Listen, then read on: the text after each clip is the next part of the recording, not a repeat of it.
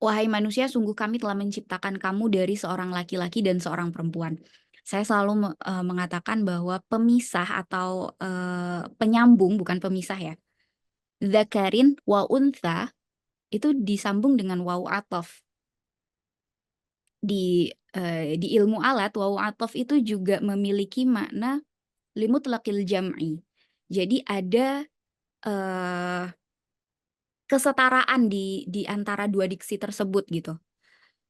Ini sama kayak misalnya kalau kita ngomong apakah eh, kopi itu lebih baik daripada susu ketika kita menggunakan kopi dan susu. Apakah kemudian kopi lebih baik daripada susu atau apakah kemudian susu lebih baik daripada kopi? Nah, ini sama nih.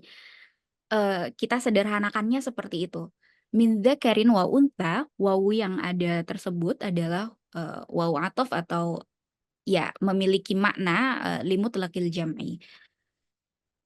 Pun sama setelahnya syu'uban wa qabail. Nah, itu juga disambung dengan wawu athof tersebut yang di mana di situ mengartikan adanya pemaknaan memutlakkan keduanya atau mensetarakan keduanya gitu. Nah, yang menarik adalah di situ yang digunakan diksinya adalah lita'arofu untuk saling mengenal. Nah, kalau pakai caranya Aisyah bintu Syati, Aisyah bintu Syati kan mengumpulkan beberapa ayat dalam Al-Quran, kemudian dilihat satu diksi itu apakah di ayat ini dia berbicara seperti apa modelnya, di ayat berikutnya dengan diksi yang sama itu seperti apa polanya, maka akan menemukan pola. Nah, lita arofu, arofa ini satu akar kata juga dengan urf, dengan budaya, dengan takaran, dengan hampir mirip dengan adil bahkan kayak menempatkan sesuatu pada tempatnya juga karena di situ ada takaran, ada wazan dan seterusnya. Nah, kenapa demikian? Cara kita mengenal itu juga harus melihat bagaimana budayanya, bagaimana hak-haknya, bagaimana. Nah, sama nih ketika kita melihat bagaimana harus memandang perempuan. Di sini yang digunakan adalah lita'arofu. Jadi Tuhan juga Allah tidak kemudian mendudukkan bahwa yang perempuan itu lebih utama daripada yang laki-laki atau yang laki-laki itu lebih utama daripada perempuan. Di sini ada kesetaraan.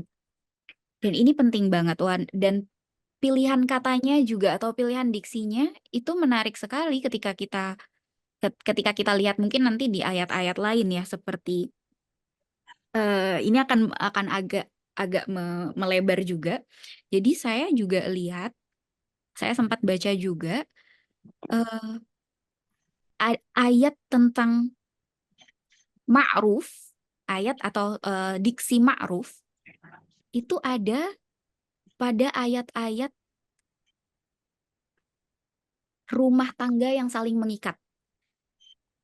Kayak wa'ashiruhunna bil ma'ruf. Itu kan satu akar kata tuh. Urf, arofa, ma'ruf gitu. Wa'ashiruhunna bil ma'ruf. Tapi berbeda at-talaqu marratan fa innahu ma'rufun au tasrihum bi ihsan. Sedangkan perceraian itu menggunakan diksinya ihsan. Bukan ma'ruf. Ini emang aku agak out of topic tapi ini penting menurut saya. Jadi ketika membicarakan soal rumah tangga yang mengikat, itu diksi yang digunakan adalah ma'ruf. Tapi ketika berbicara soal perpisahan, yang digunakan adalah ihsan. Begitu pula misalnya ayat tentang wabil walidaini ihsana. Itu yang dipakai juga ihsan, bukan ma'ruf. Tapi ketika orang tuanya berbeda keyakinan, yang digunakan adalah ma'ruf. Nah, ini satu akar kata nih, arofa, lita'arofu, ma'ruf, arif, dan seterusnya. Uruf, apa sih yang menarik di situ? Saya mengambil kesimpulan kalau ma'ruf, maka dia harus memenuhi hak keduanya. Jadi ada hak-hak yang harus dipenuhi dan bentuknya adalah take and give gitu. Bentuknya adalah kesetaraan, keseimbangan, menempatkan sesuatu pada tempatnya menggunakan takaran. Nah, ini kalau kalau misalnya nanti bisa ditelusuri kata kata ma'ruf, uruf, arafa itu akan memberikan makna demikian. Nah, berbeda dengan ihsan, kalau tadi ihsan itu digunakan ketika konteksnya gini, kata ihsan itu lebih ada pengorbanan. Nah, ini dia kalau ketika bercerai kenapa menggunakannya ihsan, ini nanti penting banget, mungkin kita akan bisa bikin satu kelas tersendiri yang, untuk membahas soal rumah tangga gitu ya. Tapi itu yang ingin saya sampaikan bahwa ada penekanan atau ada keunikan diksi li ta'arofu itu, bahwa dia mengenal tidak hanya mengenal saja, tapi mengetahui bagaimana bentuk budayanya, sosiohistorisnya, mungkin geografisnya, mungkin ada hak-hak yang, di situ juga harus diperhatikan dan seterusnya. Oke, kita lanjutkan.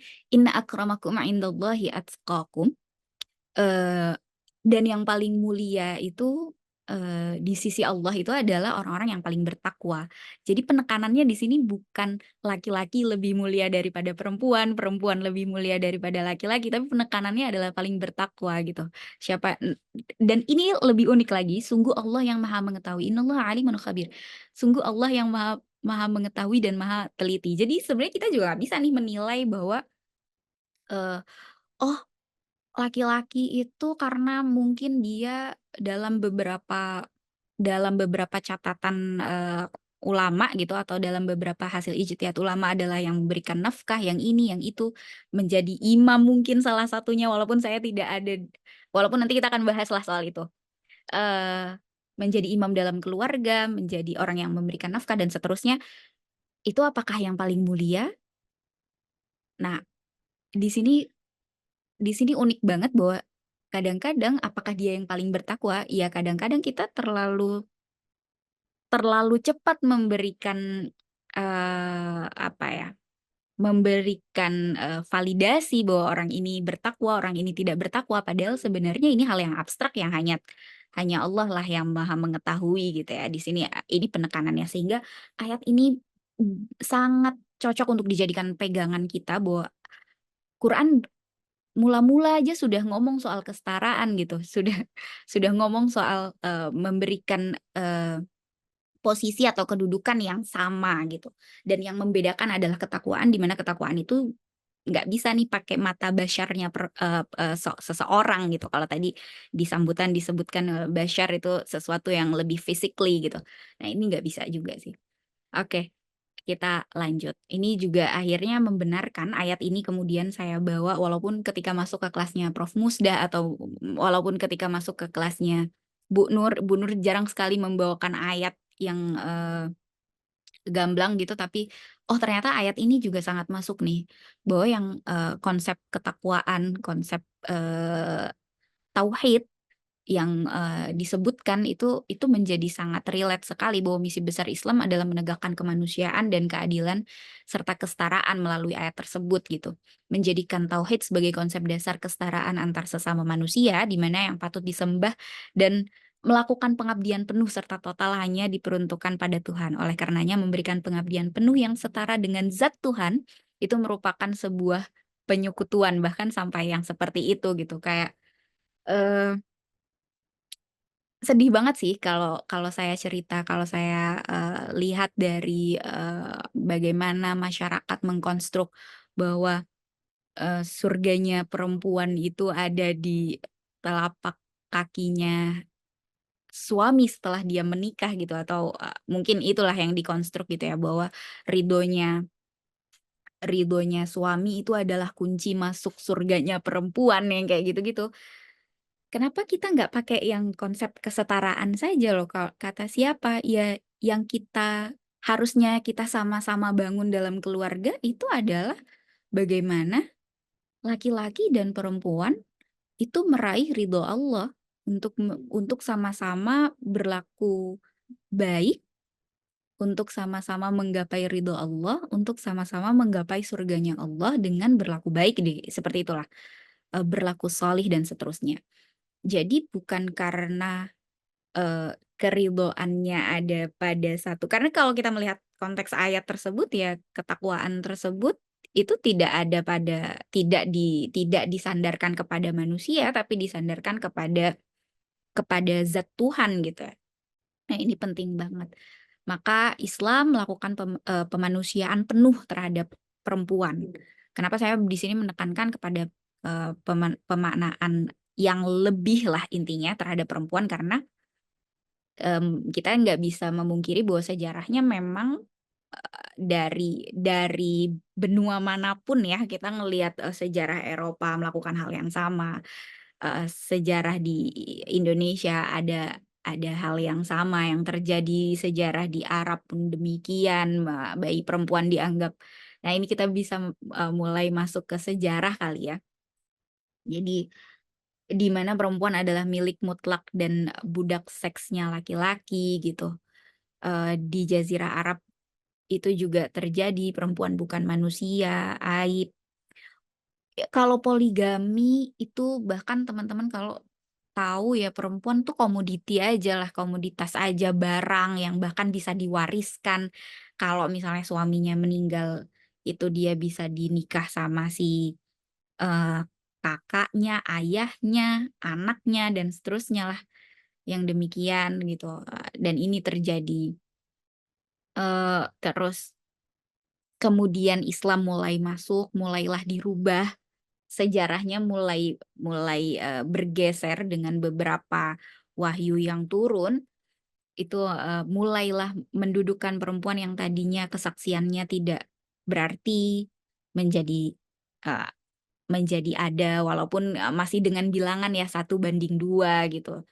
Terus yang semula perempuan itu tidak bisa mendapat warisan, bahkan dia itu diwariskan, kemudian dia mendapatkan warisan walaupun lagi-lagi masih dalam bilangan mithlu hadzil unsayain gitu ya, masih dalam bilangan 1:2.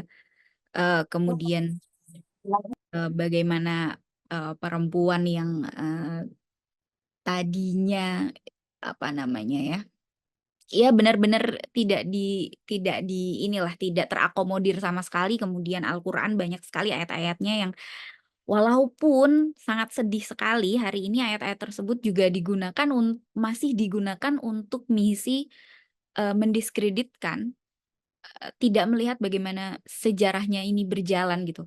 Karena kalau misalnya kita ngelihat dari sejarah ini, sejarah yang tadinya perempuan budak seks, perempuan adalah milik mutlak laki-laki, perempuan tidak diakui kesaksiannya, perempuan dapat diwariskan, perempuan dapat dinikahi dengan bilangan yang tak infinity lah, tidak terbatas gitu.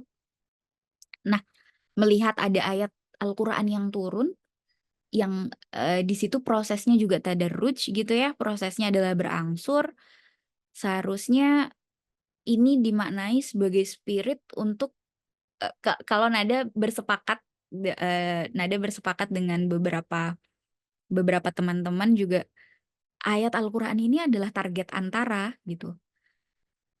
Target yang belum final untuk merubah beberapa konstruksi ya, yang tidak berkaitan dengan ibadah mahdhah, tapi yang berkaitan dengan sosial. Itu masih pada target antara, tidak target final. Karena kalau target final ya akan berhenti di sini. Oh, karena ayatnya boleh poligami 4 orang, ya udah. Sampai kapanpun itu akan jadi dalil seterusnya gitu. Oh, warisan itu ya 2:1 gitu, 1:2 gitu ya. Padahal hari ini sudah mulai bergeser juga, kalau di situ ada antarodin gitu, ridho birridho gitu, itu kan sudah mulai ya keluarga-keluarga menyalurkan apa, harta waris mawarisnya gitu kepada orang yang diwarisi itu dengan nominal yang sama gitulah istilahnya. Nah, ini berarti kita bisa memaknai bahwa itu adalah target antara yang, spiritnya yang harus diambil untuk kasus-kasus yang sosial.